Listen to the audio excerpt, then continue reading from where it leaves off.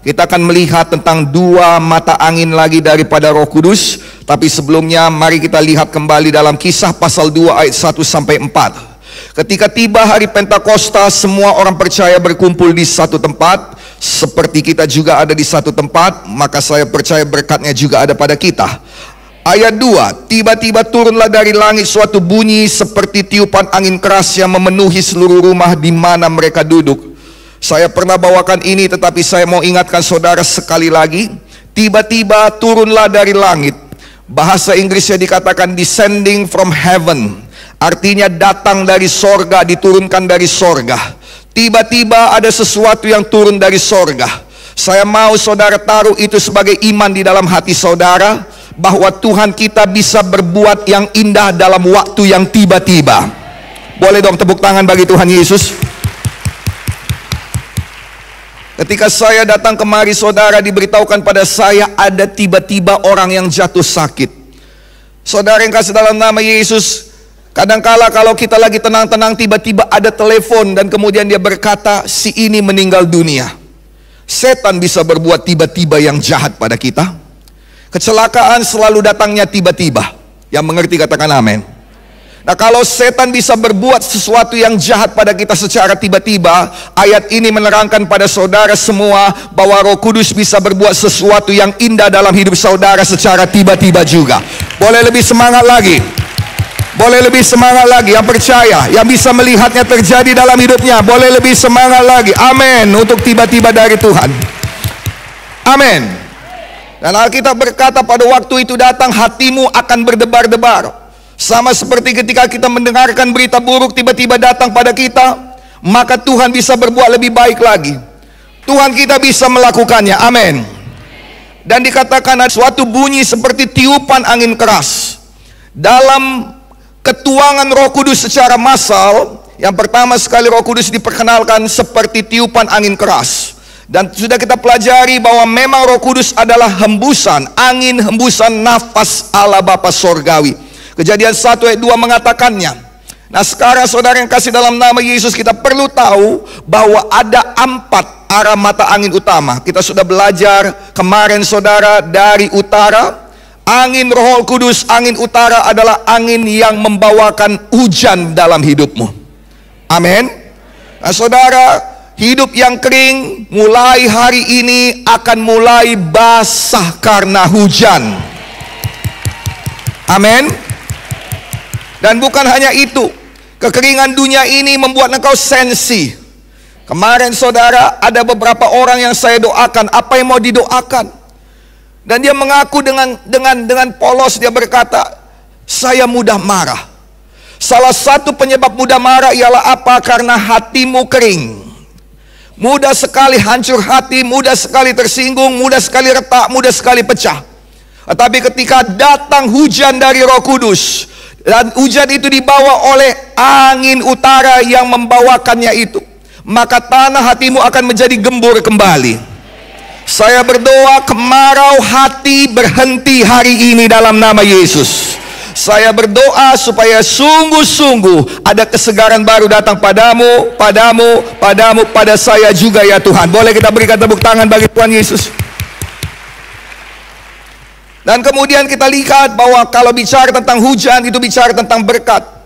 Dan Alkitab berkata saudara bahwa angin utara adalah angin yang memastikan panenan bagimu, memastikan ada tuaian bagimu, memastikan bahwa sungguh-sungguh ada hasil dalam pekerjaanmu. Dan itu sebabnya saudara, angin utara adalah angin anti kegagalan.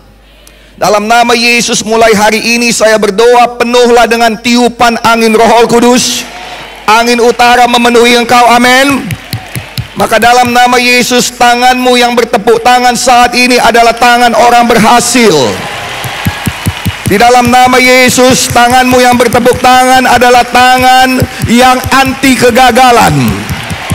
Di dalam nama Yesus, itu adalah tangan yang diurapi Roh Kudus. Sehingga apapun yang saudara pegang dibawakan pada keberhasilan di dalam nama Yesus. Yang percaya boleh tepuk tangan keberhasilan. Haleluya. Saya juga ikut bertepuk tangan karena saya tidak mau kehilangan berkat-Nya. Amin. Nah, saudara yang kekasih dalam nama Yesus, kemudian angin utara adalah angin yang memenangkan kau dalam seleksi. Jika ada seleksi di dunia ini, berdoalah supaya angin utara, angin Roh Kudus berhembus padamu. Dan dalam nama Yesus tidak ada lagi yang kalah dengan orang dunia. Dalam nama Yesus. Boleh kita berikan tepuk tangan bagi Tuhan Yesus? Angin selatan. Kemarin kita sudah melihat bahwa angin selatan adalah angin yang membawakan kehangatan. Alkitab berkata, saudara, Lukas 12 ayat 55. Dan apabila kamu melihat angin selatan bertiup, kamu berkata, hari akan panas. Dan sambungannya yang saya suka, dan hal itu memang terjadi. Saudara, setiap kali angin Roh Kudus bertiup, tidak ada kegagalan karena Roh Kudus tidak pernah gagal. Sama seperti angin utara bertiup, pasti ada berkat, maka angin selatan bertiup, pasti ada kehangatan. Amin. Dan kembali saya doakan di dalam nama Yesus, ada kehangatan dalam hati saudara. Amin. Boleh dong kita berikan tepuk tangan bagi Tuhan, tepuk tangan yang hangat bagi Tuhan. Thank you my Lord. Bolehlah saya tambahkan sedikit, hati yang dingin selalu jadi masalah. Jemaat yang dingin akan menjadi masalah bagi saya. Saya sudah teriak-teriak di depan, haleluya! Berikan tepuk tangan bagi Tuhan. Susah. Saya pernah khotbah di gereja demikian. Hidup yang dingin akan bawa masalah. Maka angin selatan adalah angin yang mengembalikan semangatmu. Ada banyak hal-hal di dunia ini yang membunuh semangat kita. Berdoa supaya angin selatan datang. Jangan kalah oleh persoalan. Jangan kalah oleh kata orang. Nah, ini penting. Karena diantara semua yang banyak mencuri semangatmu, kata orang-orang yang engkau kasihi yang paling banyak melakukan itu. Sayang, kalau memang dia tidak ada artinya dalam hidupmu, dan engkau masih memikirkan kata-katanya, itu engkau yang bodoh. Yang mengerti katakan amin. Angin selatan membawa keberadaan Tuhan. Zakaria 9 ayat 14. Tuhan Allah akan meniup sangkakala dan akan berjalan maju dalam angin badai dari selatan. Dan kita sudah lihat apa yang bisa dibuat Tuhan ketika kita ada di hadiratnya. Sekarang angin barat, semua berkata haleluya. Angin barat adalah angin yang sangat kencang. Ini karakteristiknya. Angin barat adalah angin yang sangat kencang, dan dia adalah angin yang membawa pergi semua persoalan kita. Amin. Boleh kita berikan tepuk tangan bagi Tuhan Yesus. Keluaran 10 ayat 19. Maka Tuhan membuat angin bertiup dari jurusan sebaliknya, yakni angin barat yang sangat kencang, yang membawa belalang itu dan melemparkannya ke dalam laut Teberau, sehingga tidak ada satu pun belalang yang tinggal di seluruh tanah Mesir. Kalau saudara lihat, nanti kita seharusnya memang, kalau dari urutannya memang harusnya angin timur duluan. Tapi karena saya mau menerangkan angin barat duluan, karena ada satu tujuan nanti itu angin timur, maka saya terangkan angin barat duluan. Amin. Kalau saudara lihat pada ayat sebelumnya dikatakan Tuhan mendatangkan angin timur, dan angin timur punya kekerasan yang berbeda. Selain dia sangat kencang, dia bisa bertiup lama. Dia bertiup lama sampai kehendak Tuhan jadi. Yang mengerti katakan amin. Dan perhatikan baik-baik, semua angin ini datang dari Tuhan. Tidak ada angin yang tidak datang dari Tuhan. Karena dalam Mazmur 148 ayat 8 dikatakan angin badai yang melakukan kehendak Tuhan. Amin. Nah, sekarang ada angin barat, dan dia adalah angin yang meniup semua persoalan saudara. Angin timur berhembus semalam-malaman untuk mendatangkan belalang di tanah Mesir. Nah saudara, ini belalang bukan sekadar belalang. Saudara bayangkan kalau kita lagi di tanah Mesir pada saat ini.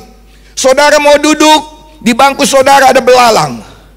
Saudara duduk sebentar, pundak saudara sudah ada belalang, kaki saudara sudah ada belalang.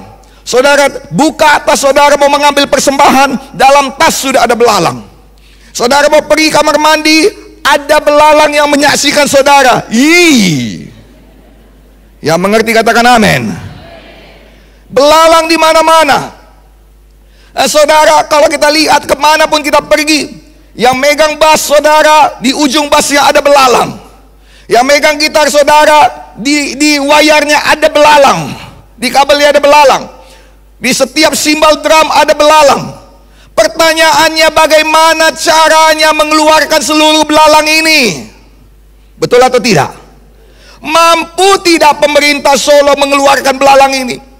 Mampu tidak pemerintah Indonesia mengeluarkan belalang ini? Tentunya susah sekali, karena belalangnya hidup. Yang mengerti lagi amin. Tapi Alkitab kita berkata begini, maka Tuhan menghembuskan angin barat yang sangat kuat, sehingga tidak ada satu pun yang tersisa. Haleluya. Nah, ini luar biasa. Pertanyaan kita selalu, mampu nggak Tuhan menyembuhkan sakitku ini? Beberapa kali saya berdoa, ada orang memang kolektor penyakit. Ada. Nah, pertanyaannya sederhana, bagaimana caranya menghilangkan itu semua? Saya pernah jumpa dengan dokter, dikatakannya kalau saya kasih obat ini menyembuhkan yang satu, tapi kemudian kena sama yang lain. Ada obat yang bisa menyembuhkan engkau tapi kena lambungmu. Lalu kau kasih obat kena lambung, kena pada ginjalmu. Dokter tahu itu. Amin. Engkau pakai obat ginjal saudara, kena kepada paru-parumu. Aduh, capeknya lagi. Belalang di mana-mana. Kalau Anda mengalami sesuatu seperti ini, malam ini jawabannya ada pada angin Roh Kudus. Angin Roh Kudus dari barat bertiup padamu, dan pada saya juga. Boleh kita berikan tepuk tangan bagi Tuhan Yesus. Dan Alkitab berkata, tidak ada satu pun yang tersisa. Amin. Tuhan Yesus terkenal, Dia membereskan semuanya tuntas. Amin. Boleh kita berikan tepuk tangan bagi Tuhan yang membereskannya dengan tuntas. Terima kasih buat kuasa-Mu yang tidak terbatas. Maka malam ini kiranya Tuhan berahmat, ada orang-orang di sini yang seluruh permasalahannya akan ditiup oleh angin barat. Tidak ada satupun yang tersisa. Boleh kita berikan tepuk tangan bagi Tuhan Yesus. Seorang wanita datang dengan berbagai tuduhan untuk mati. Semua orang berkata mati, mati, mati, mati, mati, mati, mati. Kenapa? Karena dia berbuat zina. Lalu dia dibawa kepada Yesus, dan Yesus berkata, orang yang tidak berdosa dia melemparkan batu pertama sekali. Alkitab berkata, saudara, satu persatu daripada orang itu pergi meninggalkan perempuan ini, dari yang paling besar sampai yang paling kecil. Nah, kemudian Yesus berkata kepada perempuan itu, manakah orang yang mau melempari engkau? Perempuan itu mengangkat kepalanya, dan dia berkata, tidak ada lagi ya Tuhan. Maka dalam nama Yesus saya berdoa, angin barat berhembus padamu, firman Tuhan diucapkan padamu, dan malam ini, mulai malam ini, satu persatu masalahmu akan pergi meninggalkan engkau.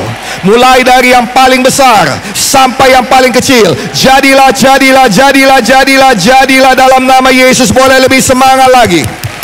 Angin barat adalah angin yang sangat kencang, yang membawa semua permasalahan. Tidak ada satu pun yang tinggal. Dengar, ia membawa belalang itu dan melemparkannya ke dalam laut. Angin barat adalah angin yang bertiup dalam hidupmu dan yang memastikan bahwa masalah yang sama tidak kembali lagi padamu.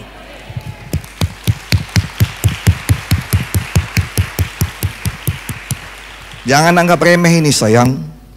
Kenapa? Tahukah saudara bahwa kebanyakan orang yang stroke akan stroke lagi? Betul? Jangan, dalam nama Yesus. Tidak untuk saudara. Tapi saudara yang mengerti ya, saudara mengerti ya. Tahukah saudara bahwa kanker atau tumor bisa kembali lagi? Ini yang gak boleh jadi pada kita. Kita gak mau maju 2 langkah, mundur 3 langkah. Kita nggak mau maju 3 langkah, mundur 2 langkah. Nggak mau. Amin. Semua yang sudah dibebaskan Tuhan daripadamu, Alkitab berkata, itu dilemparkan ke dalam laut Teberau. Dia tidak boleh kembali lagi. Amin. Nahum 1 ayat 9. Nahum 1 ayat 9 berkata, Tuhan akan menghabisi sama sekali. Kesengsaraan tidak akan timbul 2 kali. Amin. Ada penyakit yang bermaksud menentang Tuhan. Ada masalah yang bermaksud menentang Tuhan. Dan Nabi Tuhan bernubuat melawan penyakit itu, melawan masalah itu, melawan musuh-musuh Tuhan dan musuh-musuhmu. Dia berkata, apa maksudmu mau bangkit lagi melawan anakku? Apa maksudmu mau bangkit lagi melawan umat pilihanku? Dengarkan, Tuhan akan menghabisi engkau sama sekali. Dan kesengsaraan, kesusahan, affliction will dare not come upon you twice. Tidak akan datang kepadamu 2 kali. Boleh kita berikan tepuk tangan bagi Tuhan Yesus. Amin. Amin. Angin barat adalah angin yang meniup engkau untuk maju. Angin barat adalah angin yang sangat kuat. Itu sebabnya ketika dia bertiup, dia buang semua masalahmu. Dia pastikan itu tidak kembali lagi. Amin. Dan kemudian dia tiup engkau, sehingga engkau mau tidak mau maju. Amin. Siap tidak siap tetap maju. Mohon maaf, saya adalah orang yang percaya pada persiapan. Tidak ada orang yang bisa maju tanpa persiapan, saya setuju. Tapi ketika saudara maju, Roh Kudus bisa mempersiapkan saudara juga. Amin. Tidak ada seorang pun bisa maju terus tanpa persiapan, nggak ada. Nggak ada. Tapi bersamaan dengan majunya saudara, Tuhan bisa siapkan saudara. Saya berdoa orang yang bersiap akan maju oleh angin barat. Dan beberapa orang di sini yang tidak disangka-sangkanya, Tuhan akan angkat ke atas. Tuhan akan angkat pada tempat yang baru. Dan di situ Tuhan akan segera persiapkan engkau. Boleh kita berikan tepuk tangan bagi Tuhan Yesus. Yang mengerti katakan amin. Bersamaan dengan kedudukan barumu akan ada karakter yang baru. Akan ada berkat yang baru. Akan ada tanggung jawab yang baru. Kuasa yang baru, pengaruh yang baru. Yang setuju boleh berikan tepuk tangan bagi Tuhan Yesus. Angin barat adalah angin yang mampu memutar balik kehidupanmu. Maka Tuhan membuat angin bertiup dari jurusan sebaliknya. Jurusan sebaliknya yang mampu membalikkan situasi. Yaitu angin apa? Yakni angin barat yang sangat kencang.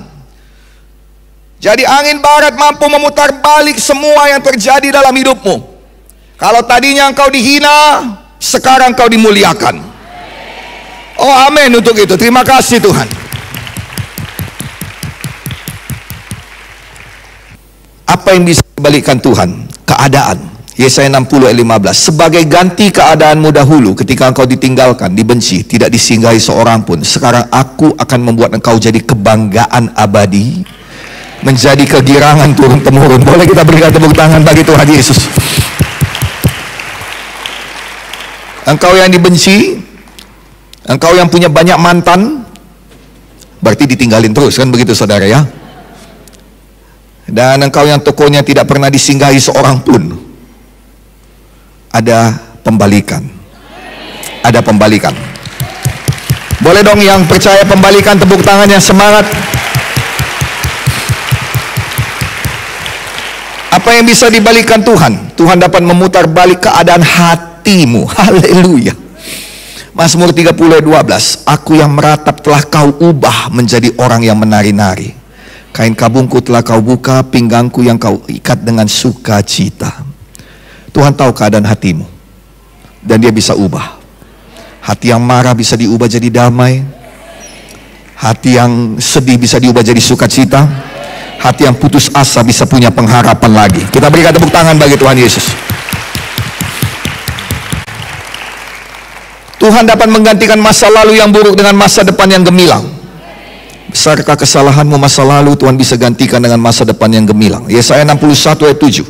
Sebagai ganti bahwa kamu mendapat malu 2 kali lipat, dan sebagai ganti noda dan ludah yang menjadi bagianmu, kamu akan mendapat warisan 2 kali lipat di negerimu, dan sukacita abadi yang akan menjadi kepunyaanmu. Boleh kita berikan tepuk tangan bagi Tuhan Yesus?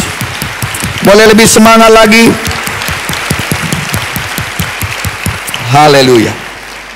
Ada perlu angin barat yang berhembus di Indonesia supaya ada pembalikan, supaya kita tidak jadi minoritas lagi. Amin. Ada angin barat yang berhembus di gereja kita. Amin. Nah, saudara yang kasih dalam nama Tuhan Yesus Kristus, angin barat juga membawa pemulihan. Izinkan saya sedikit lagi. Amin. Angin timur dengan cepat. Amin. Angin timur sebenarnya adalah angin yang membawa keburukan dan penghakiman. Nah, saudara, angin timur adalah angin penghakiman dari Tuhan. Kejadian 41 dikatakan, tampaklah juga 7 bulir yang kering, kurus dan layu oleh angin timur. Ini mengatakan tentang bagaimana Tuhan mendatangkan kekeringan bukan hanya di Mesir, tetapi juga di seluruh dunia karena angin timur. Angin timur membawa kekeringan dikatakan. Hosea 13 ayat 15. Sekalipun dia tumbuh subur di antara rumput-rumput, maka angin timur, angin Tuhan akan datang bertiup dari padang gurun, mengeringkan sumber-sumbernya dan merusak mata-mata airnya. Dirampasnya harta benda dan segala barang yang indah-indah. Angin timur membawa tulah. Keluaran 10 ayat 13. Tuhan mendatangkan angin timur melintasi negeri itu sehari-harian dan semalam-malaman. Dia bisa berhembus sangat lama. Dan setelah pagi hari, angin timur membawa belalang. Angin timur membawa penghakiman dan penghukuman bagi orang fasik. Ayub 27:21 dikatakan, angin timur mengangkat orang fasik, lalu lenyaplah ia, dilemparkan dari tempatnya. Angin timur adalah angin yang berbahaya, angin yang melawan kesombongan. Dalam Mazmur 48 ayat 8 dikatakan, dengan angin timur engkau memecahkan kapal-kapal Tarsis. Tarsis terkenal sebagai kota perdagangan, di mana di sana banyak orang-orang kaya yang sombong. Dan angin timur adalah angin yang menghempaskan kapal yang ditumpangi oleh Paulus. Kisah 27 ayat 14. Tidak berapa lama kemudian turunlah dari arah pulau itu angin badai yang disebut dengan angin timur laut. Nah, saudara, angin timur adalah angin penghakiman. Pastikan saudara benar di hadapan Tuhan. Dan kebenaran kita datang daripada darah Yesus. Bukan karena usahamu, bukan karena pekerjaanmu, tapi karena anugerah Allah.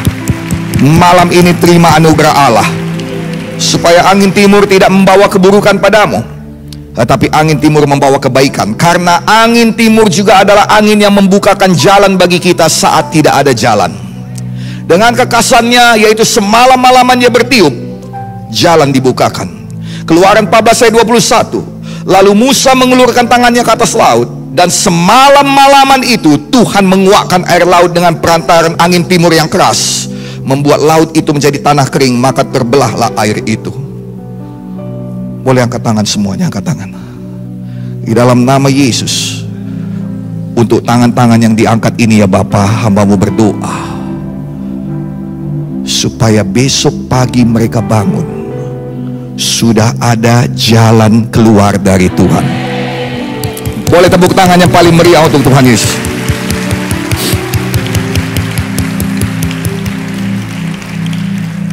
Amin. Angin timur adalah angin yang membawa perubahan. Amin. Dikatakan saudara bahwa Keluaran 10 ayat 13, Musa mengulurkan tongkatnya ke atas tangan Mesir, dan Tuhan mendatangkan angin timur melintasi negeri itu sehari-harian dan semalam-malaman. Dan setelah pagi hari, angin timur membawa belalang. Semalam belum begitu, kemarin belum begitu, pagi ini semua berubah. Dia keluar hijau semua. Semua tanam-tanaman hilang. Ada perubahan di bawah angin timur. Yang mengerti katakan amin. Bagi orang jahat itu adalah perubahan yang buruk. Bagi anak-anak Tuhan di Goshen itu adalah perubahan yang baik.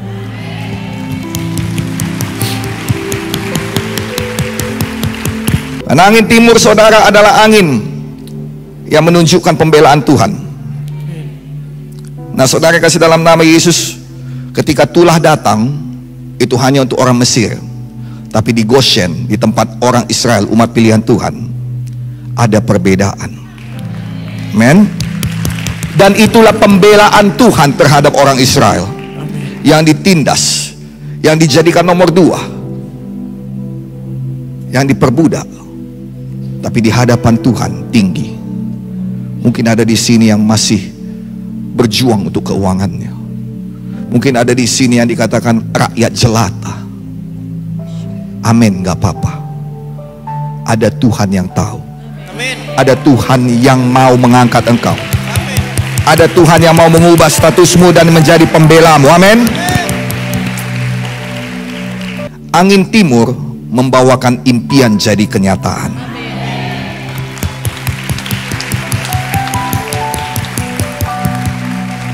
Ini yang mau saya ceritakan. Yusuf bermimpi, satu hari aku dan saudara-saudaraku, 12 kami, aku dan 11 saudara-saudaraku mengumpulkan berkas gandum. Dan ketika kita letakkan berkas gandum klien yang 11, tunduk menyembah kepada berkas gandumku. Itu mimpinya. Yang mengerti katakan amin. Dan saudaranya langsung marah dan dia berkata, engkau mengangkat dirimu menjadi raja atas kami? Yusuf tidak diangkat jadi raja, saudaranya yang bilang. Yang dijanjikan Tuhan, impiannya ialah bahwa satu hari saudara-saudaranya akan datang menyembah padanya. Yang ngerti katakan amin. Nah saudara, kemudian segala sesuatu jadi sebaliknya. Bahkan Alkitab berkata Yusuf sudah putus asa. Dia berkata, tolonglah beritahu pada Firaun perihalku, karena bukan di sini tempatku, tolonglah. Tetapi Alkitab berkata dia dilupakan oleh juru minuman raja. Tapi jauh di luar sana, di tempat yang tidak dilihat Yusuf, Yusuf ada di penjara yang gelap. Tapi di luar sana Tuhan sedang mengerjakan sesuatu. Saya punya berita baik bagi engkau yang merasa ada di tempat yang gelap, yang merasa terkungkung, yang merasa tidak ada jalan keluar. Tuhan sedang mengerjakan sesuatu dengan anginnya bagimu malam ini.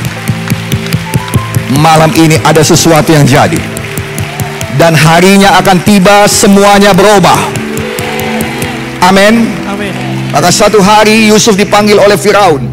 Dan singkat cerita, di hadapan Firaun Roh Kudus bekerja dan dia diangkat menjadi Perdana Menteri Mesir.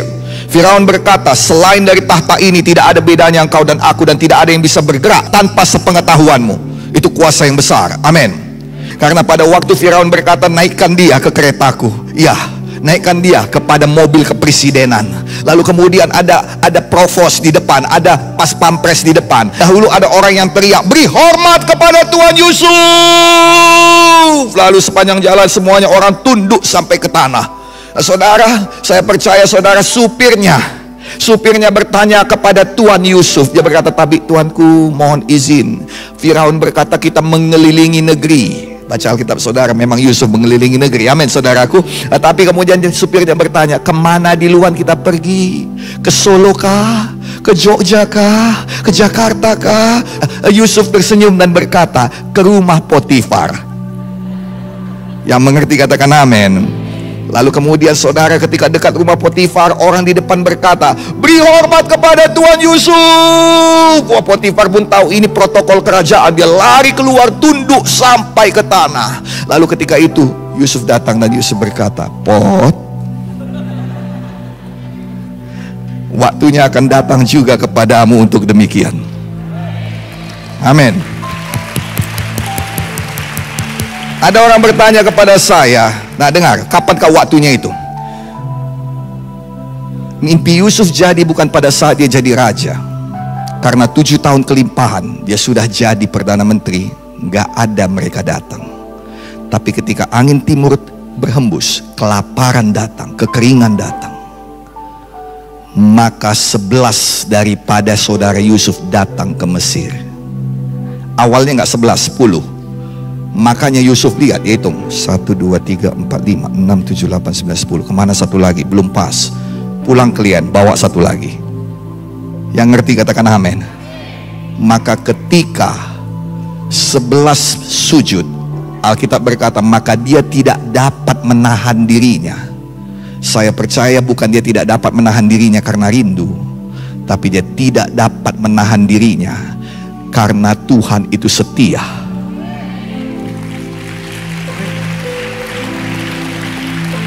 Saya percaya seperti saya saat ini juga. Yusuf pasti berkata, dia menangis pada saudaranya, meraung, kenapa? Karena dari seorang budak dari penjara sampai seorang yang mimpinya jadi kenyataan. Tuhan tidak berikan kepadamu kedudukan supaya engkau bisa suka-suka hati. Tuhan berikan padamu kedudukan supaya engkau bisa berkarya, berdampak, dan menjadi berkat.